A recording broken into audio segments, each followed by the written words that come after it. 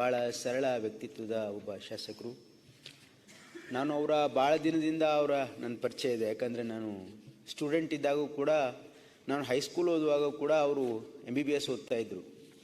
ನಮ್ಮ ಮನೆ ಹತ್ರನೇ ಅವರು ಯಾವಾಗಲೂ ಬರ್ತಾಯಿದ್ರು ಅಲ್ಲಿ. ಹಾಗಾಗಿ ಅವಾಗಿಂದನೂ ಅವರ ಒಡನಾಟಿದೆ. ಮತ್ತು ಅವರು ಮೊದಲನೇ ಬಾರಿ ಶಾಸಕರಾಗಿದ್ದಾಗ 1994ರಲ್ಲಿ KCPಯಿಂದ ಆಗಿದ್ದರು ಬಹುಶಃ ಅವರು ಫಸ್ಟ್ ಟೈಮ್. ಅದಾದಮೇಲೆ 1999ರಲ್ಲಿ 2013ರಲ್ಲಿ ಮತ್ತು 2023ರಲ್ಲಿ 4 ಬಾರಿ ಶಾಸಕರಾಗಿದ್ದರು. ಮತ್ತು ಅವರ ಮನೆತನ ಒಂದು ಭಾಳ ದೊಡ್ಡ ಇತಿಹಾಸದಲ್ಲಿ ಒಂದು ಭಾಳ ದೊಡ್ಡ ಕೊಡುಗೆ ಇದೆ. ಸ್ವಾತಂತ್ರ್ಯ ಹೋರಾಟದಲ್ಲಿ ಇವತ್ತು ಸುರಪುರ ದೊರೆಗಳ ಒಂದು ಇತಿಹಾಸ ಸಾಮಾನ್ಯವಾಗಿರ್ತಕ್ಕಂಥ ಇತಿಹಾಸ ಅಲ್ಲ ಅದು. ಹಾಗಾಗಿ ಅವರ ಮನೆತನದ ಬಗ್ಗೆ ಆ ಭಾಗದಲ್ಲಿ ಭಾಳ ದೊಡ್ಡ ಗೌರವ ಇದೆ ಜನರಿಗೆ. ಮತ್ತು ಅವರು ಕೂಡ ಅಷ್ಟೇ ಗೌರವಯುತವಾಗಿ ಕೂಡ ಜನರ ಜೊತೆ ಸಂಪರ್ಕ ಇರ್ತಕ್ಕಂಥವ್ರು ಮತ್ತು ಜನರ ಬಗ್ಗೆ ಕಾಳಜಿ ಇರ್ತಕ್ಕಂಥವ್ರು. ಅವರ ತಂದೆಯವರು ಕೂಡ ಶಾಸಕರಾಗಿದ್ದರು ಮತ್ತು ಮಲ್ಲಿಕಾರ್ಜುನ ಖರ್ಗೆ ಸಾಹೇಬ್ರಿಗೆ ಪರಮಾಪ್ತರವರು. ಅವ್ರ ತಂದೆಯವರು ಕೂಡ ಅವ್ರ ಸ್ನೇಹಿತರಾಗಿದ್ದರು.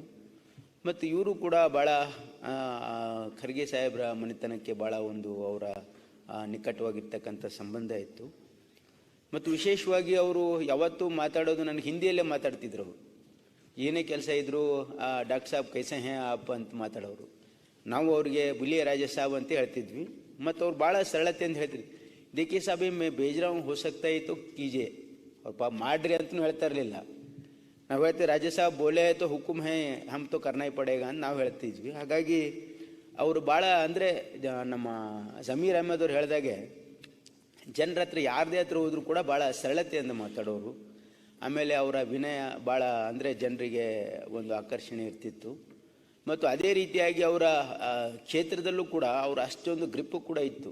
ನಾನು ಒಂದು ಇನ್ಸಿಡೆಂಟ್ ಹೇಳ್ತೀನಿ. 2094ರಲ್ಲಿ ಅವರು ಶಾಸಕರಾಗಿದ್ದಾಗ ನಾನು ಯೂತ್ ಕಾಂಗ್ರೆಸ್ ಅಧ್ಯಕ್ಷನಾಗಿದ್ದೆ. ನಾನು ಸುರ್ಪುರ್ಗೆ ಹೋಗಿದ್ದೆ. ಅಲ್ಲಿ ಹೋದಾಗ ಅಲ್ಲಿ ಯಾವ ರೀತಿ ಅವರು ನಮ್ಮ ಪಕ್ಷದ ಶಾಸಕರು ಇರಲಿಲ್ಲ. ಅವರು ಯಾವ ರೀತಿಯಾಗಿರ್ತಕ್ಕಂಥ ಅಲ್ಲಿ ವಾತಾವರಣ ಇತ್ತಂದರೆ, ನಾವು ಸುರ್ಪುರ್ ಎಂಟ್ರಾದ ತಕ್ಷಣ ನಮಗೆ ಜನ ಕೇಳೋರು, ಯಾರು, ಎಲ್ಲಿಂದ ಬಂದಿದ್ದೀರಿ, ಏನು. ನಾವು ಹೇಳಿದ್ವಿ ಈ ರೀತಿ ಬಂದಿದ್ದೀವಿ ಅಂತ. ಅಂದರೆ ಅಷ್ಟೊಂದು ಜನರಲ್ಲಿ ಅಂದರೆ ಯಾರು ಬಂದಿದ್ದಾರೆ ಬೇರೆ ಪಕ್ಷದವರು ಅಂದರೆ ಯಾಕೆ ಬಂದಿದ್ದಾರೆ ಅಂತ ಅವರು ಯಾರು ಕೇಳ್ತಾರಿಲ್ಲ. ಅಂದರೆ ಜನ ಕೇಳ್ತಾಯಿದ್ರು, ನೀವು ಯಾಕೆ ಬಂದಿದ್ದೀರಿ ಇಲ್ಲಿ, ಏನು ಅಂತ. ಅಂದರೆ ಅಷ್ಟು ಅವ್ರ ಬಗ್ಗೆ ಪ್ರೀತಿ ಅಭಿಮಾನ ಇತ್ತು. ಆ ಮತಕ್ಷೇತ್ರದಲ್ಲಿ ಬಹುಶಃ ಅವ್ರ ಪರ್ಮಿಷನ್ ಇಲ್ಲದೆ ಯಾರು ಒಳಗೆ ಹೋಗ್ಲಿಕ್ಕೆ ಆಗದೇ ಇರ್ತಕ್ಕಂಥ ಒಂದು ವಾತಾವರಣನೂ ಕೂಡ ನೋಡಿದ್ವಿ 1994ರಲ್ಲಿ.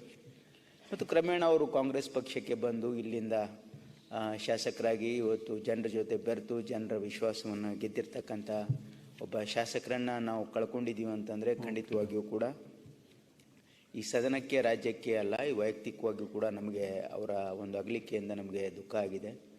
ಹಾಗಾಗಿ ನಾವೆಲ್ಲರೂ ಈಗಾಗಲೇ ಹೇಳಿದಾಗೆ ಇದು ಯಾವುದೂ ಶಾಶ್ವತ ಇಲ್ಲ. ಇಲ್ಲಿ ಯಾವತ್ತು ಹಣ, ಆಸ್ತಿ, ಅಂತಸ್ತು, ಅಧಿಕಾರ ಯಾವುದೂ ಶಾಶ್ವತ ಅಲ್ಲ.